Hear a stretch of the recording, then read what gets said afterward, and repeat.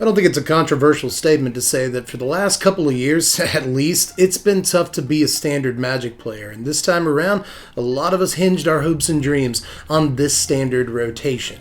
But in the weeks since rotation, and in the short time since Euro has been banned, we've seen a format, again, singularly dominated by a card that produces so much value at such little investment that it effectively puts the format in a chokehold, and those aforementioned hopes and dreams were dashed right after rotation, which is theoretically one of the best times to be a Magic player. But just as the lights were beginning to dim on this season's standard, the Brewers, as usual, came to the rescue because at last weekend's Red Bull Untapped qualifier event in France, a new challenger approached, Rakdos Kroxa. A small group of players at the event figured that if you can't play Euro anymore, you might as well just play the next best thing, and they were proven right through the results, not only winning the entire tournament, but putting 2 decks in the top 8 and kicking 4-color Omnath out of the finals entirely. And ever since then, Rakdos Kroxa has been the talk of the town. But is it just the flavor of the week? The question remains if this deck is the real deal or not. And today, we're going to talk about it.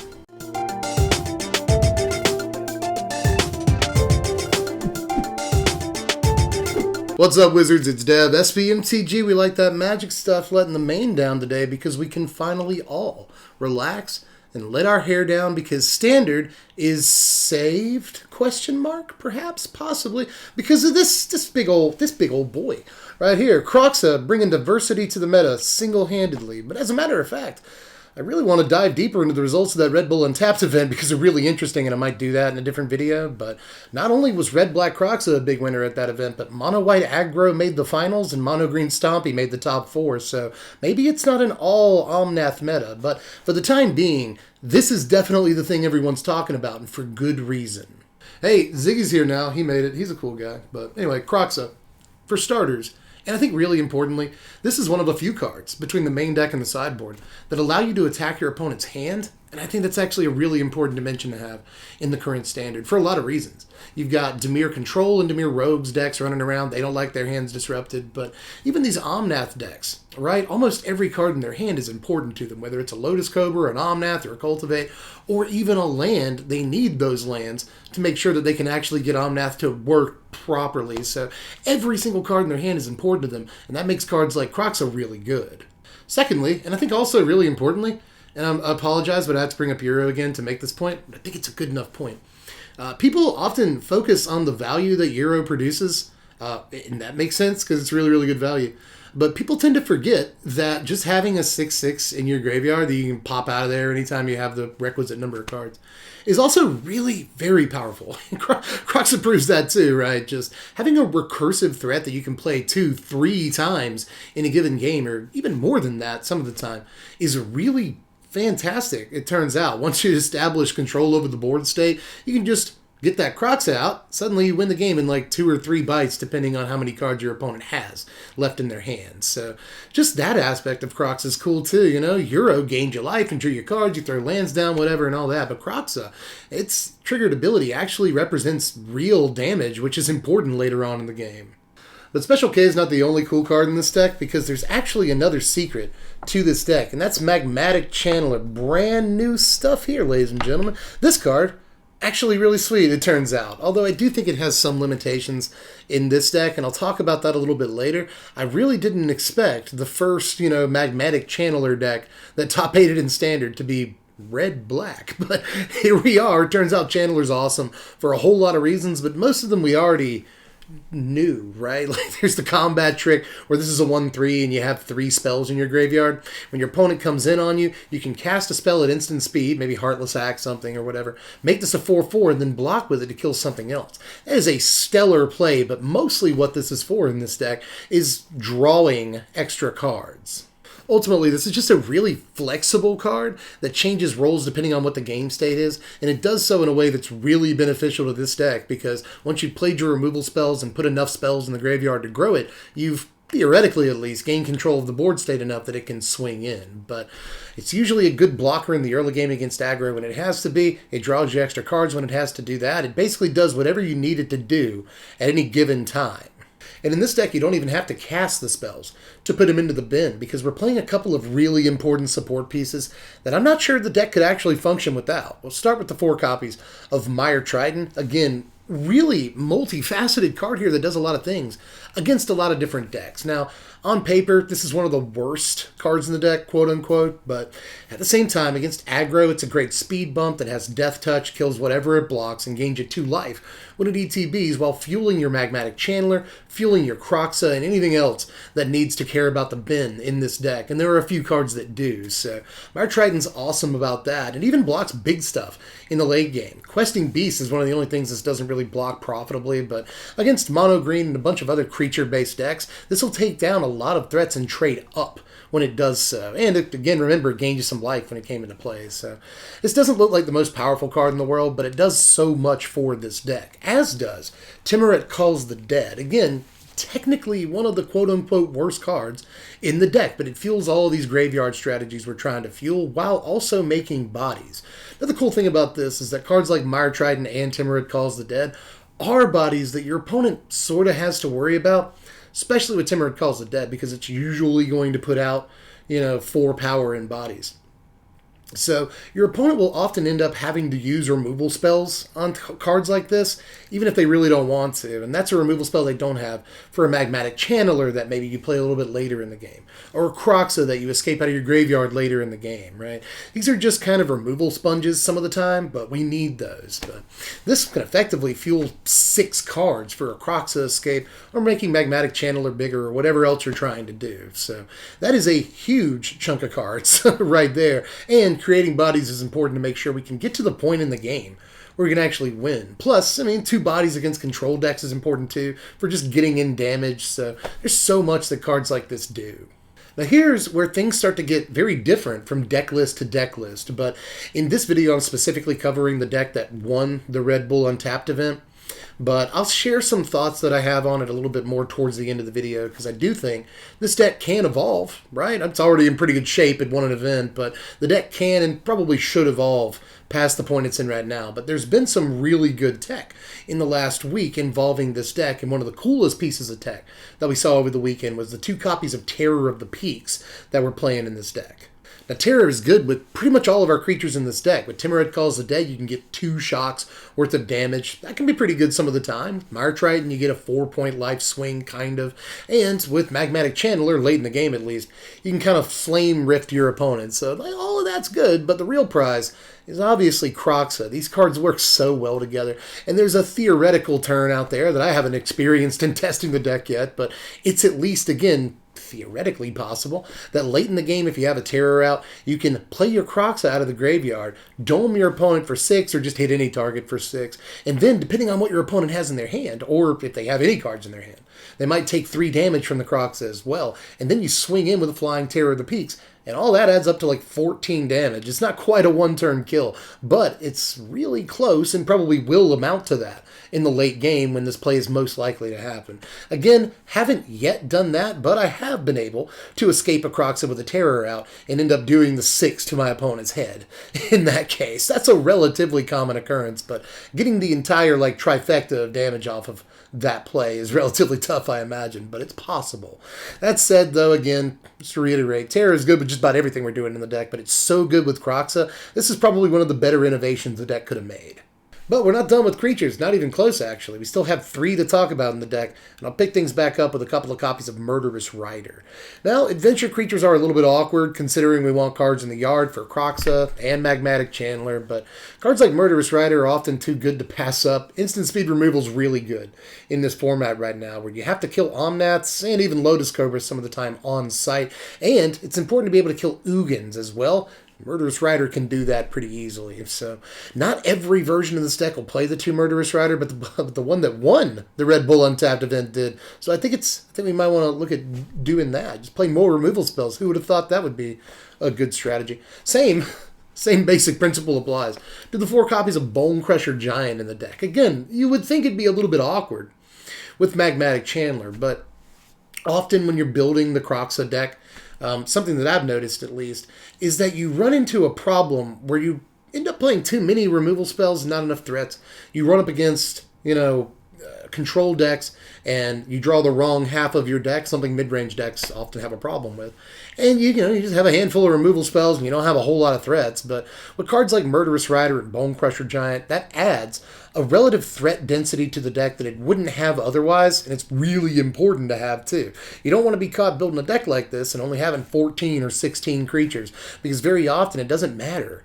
If you're playing against an aggro deck or another mid-range deck, you got all the removal spells in the world. If you don't draw enough creatures to finish the game, you're not going to close. Your opponent can get a foothold back on you. You don't want that to happen. Again, playing cards like this lets us play enough threats to actually turn the game around, turn the corner, as it were, when we do establish control of the game state. And that's important to be able to do.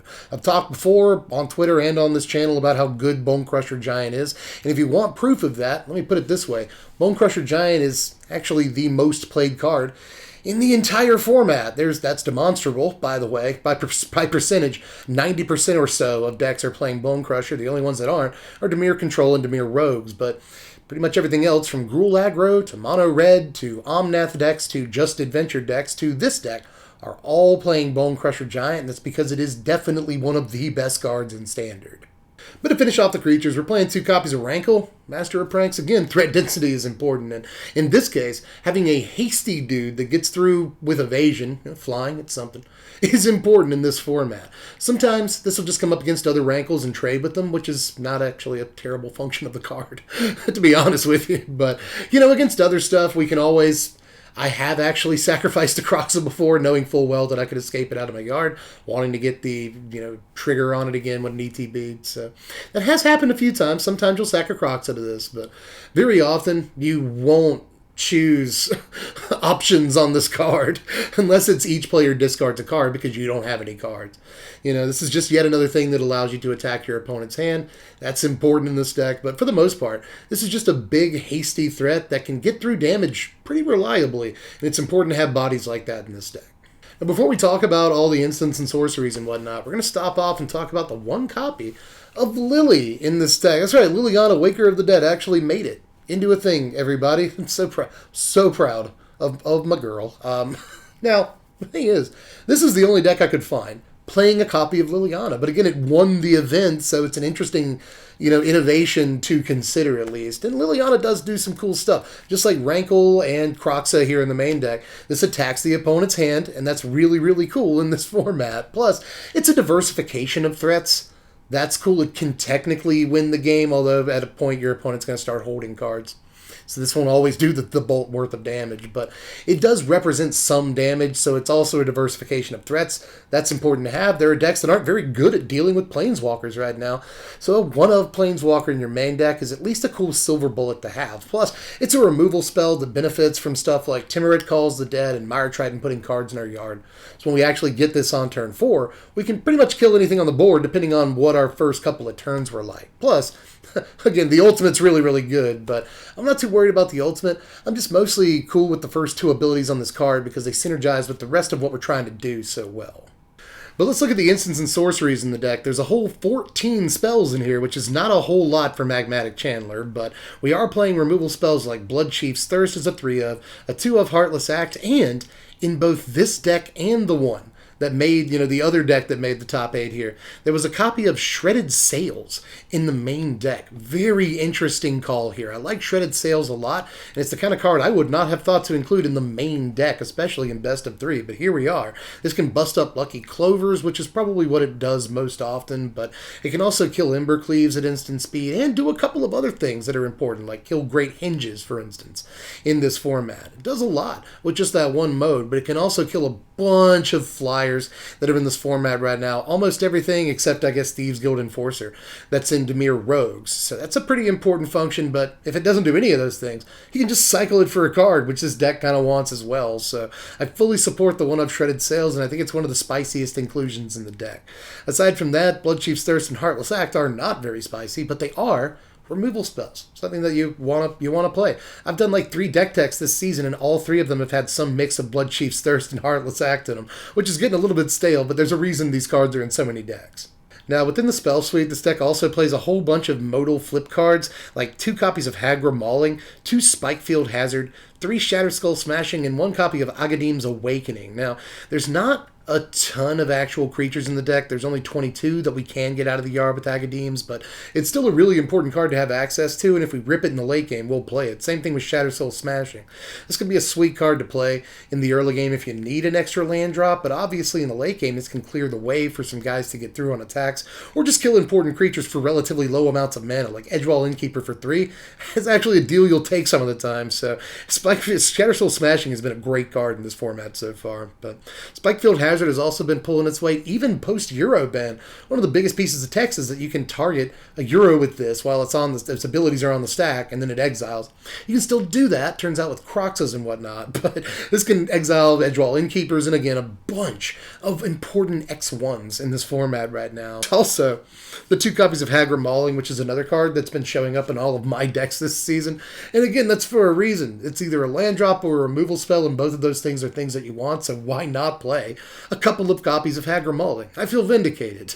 Now let's take some time out to look at the mana base real quick. It looks like there are 19 lands in front of your face right now, but altogether we play 27 total lands, if you count the MDFCs, and you should, because that makes 14 black sources and 13 red sources, plus the Fabled Passage, which is very important for both fixing our mana, getting the 2 red and the 2 black it takes to escape a Kroxa, but it also fuels Kroxa's escape cost, which is really important as well. Now, moving into the sideboard, there are a few cards here that fulfill important functions, like Agonizing Remorse, a card I could actually see in the main deck, but which we're playing 3 of here.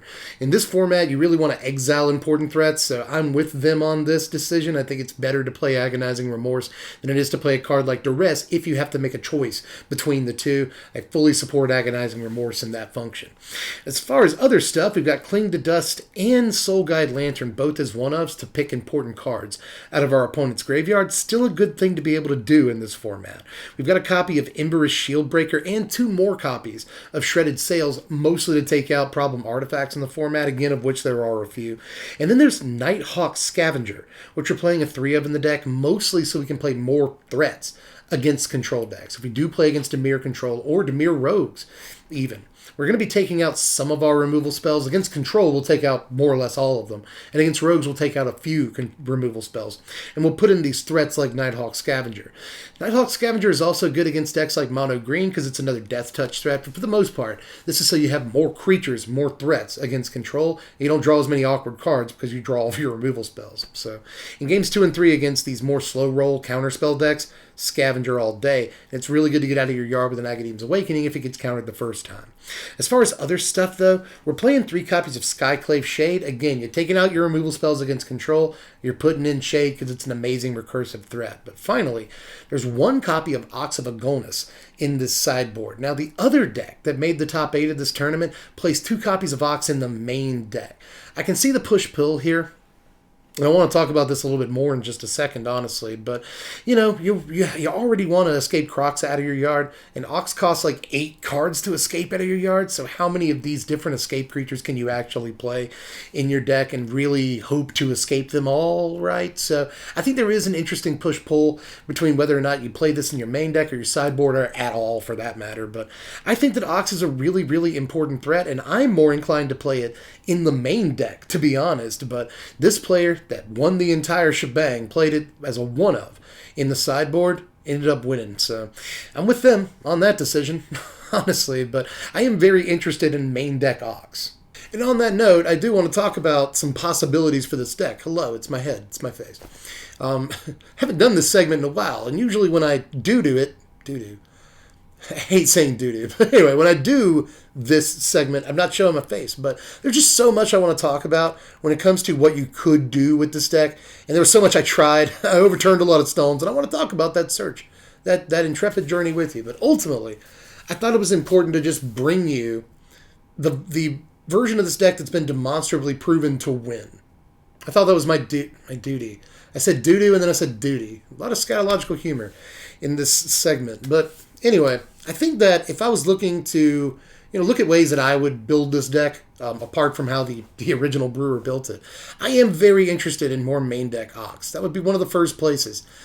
that I would look, but there's a whole lot of other things you could do. The YouTuber Covert Go Blue, or CGB, also a very popular Twitch streamer, who I like very much, by the way. If you haven't ever seen CGB's content, go to Covert Go Blue after you get done watching this video. Check out some of his stuff, because I think he's a really thoughtful, good Magic player and deck builder that more people need to be exposed to. He's trying to get to 100k subs.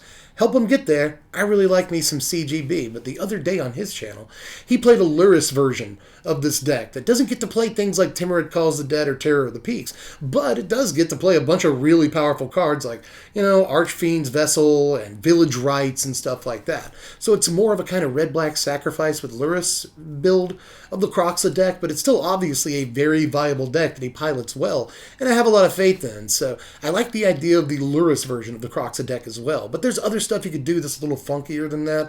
One thing that I tried to do when building this deck was, I kept thinking, we got to play a lot of removal spells, we got to play Kroxa. But apart from that, how do you fill the deck with threats? You've got a lot of options. And one of the options I tried was 7 dwarves. You just play 7 copies of 7 dwarves, and you play Lurrus in the deck, or as your companion, or just in the main deck, whatever you want to do. And that way, you can just get 7 dwarves out of your graveyard whenever you want to, right? I thought it was a cool angle, but obviously it didn't work as well as some of these other builds of the deck. But something that did work, that I really liked a lot, but again, ultimately I thought that the right thing to do was just bring you the deck that I know for a fact can win because it has won. But a deck that worked really well for me, and I'm really interested in trying to brew a little bit more with, is the Scourge of the Skyclaves version of this deck. Not only does it play Scourge of the Skyclaves, but it still plays Agadeem's Awakening, still plays Shatter Skull Smashing, and all these lands that can bolt you when they enter the battlefield. So you can actually not only hit your opponent's life total, you can hit your own life total to make sure that Scourge of the Skyclaves stays relatively big. And then later in the game, you can either get it out of your graveyard with a Lurrus if that's what you want to do, swing with it, or you can fling it with either Fling or Kazul's Fury, which is what I was doing in this deck.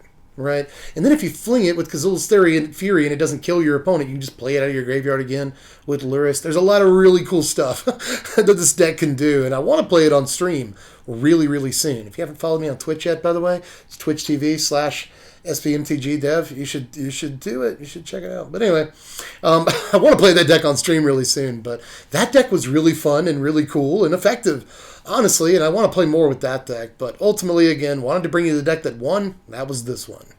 Now, moving to the power rankings, a final score of 68, which is a really, really good Magic deck, and I've only had about a week to play with and then score this deck, but ultimately I do think that the deck is a really, really strong competitor in the current meta, but there are some issues. Again, there may not be enough instants and sorceries to routinely proc a card like Magmatic Channeler in the deck, but Channeler is so good as a card advantage engine that might not actually matter that much, to be honest. But, there are some slight issues I see with this deck. Things like Timorous Calls the Dead, right? It's such an important card for the deck, but it also wants you to get rid of things from your graveyard, which isn't so good when you also want to get Kroxa out of your yard, reanimate stuff with Agadeem's Awakening, right? There are some weird, awkward spots in terms of the synergy in this deck, but ultimately I think that the deck has enough cool synergies that it gets a pretty good score in the synergy department, but mostly this is a deck that's high in the defensive department and high in the versatility department.